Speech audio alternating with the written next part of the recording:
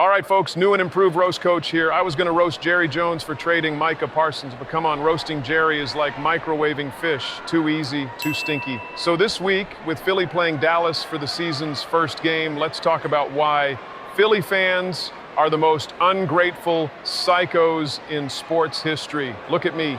Eagles jersey, Balboa headband, cheesesteak in hand, bandolier full of D-cell batteries to acknowledge my favorite player.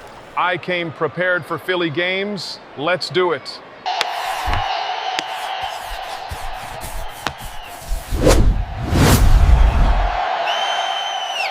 Only in Philadelphia do kids cry not because they didn't get gifts, but because their parents pelted Santa Claus with snowballs. That's right. Only in Philly do you find out Santa Claus ain't immune to the blitz. Santa asked for milk and cookies. Philly gave him concussions and ice packs. You know you're dealing with savages when even Kris Kringle checks the injury report before walking into the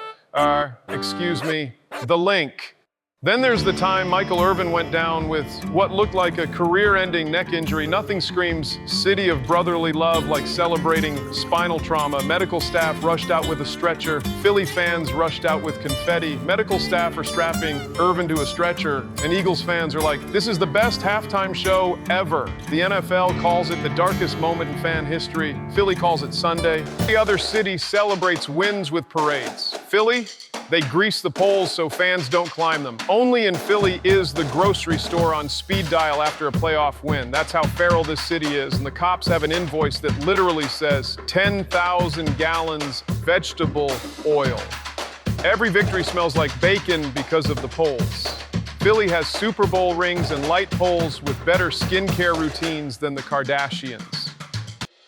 And then came comedian Bill Burr. Philly fans heckled him and he roasted them for 12 straight minutes about being obsessed with Rocky. And the crazy part, they stayed, they got booed at their own booing.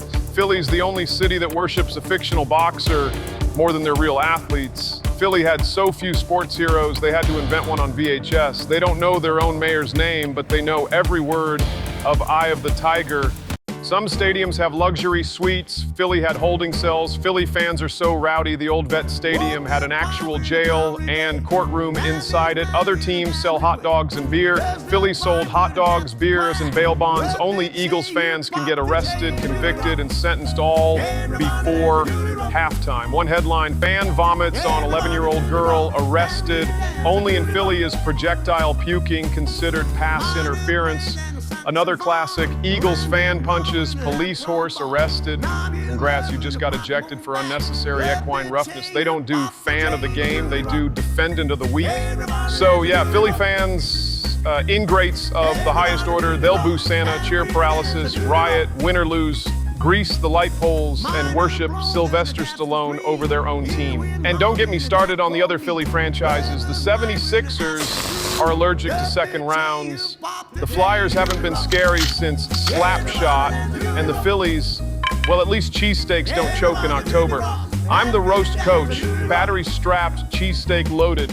And I'll see you after Philly fans boo this roast harder than they booed Donovan McNabb on draft night.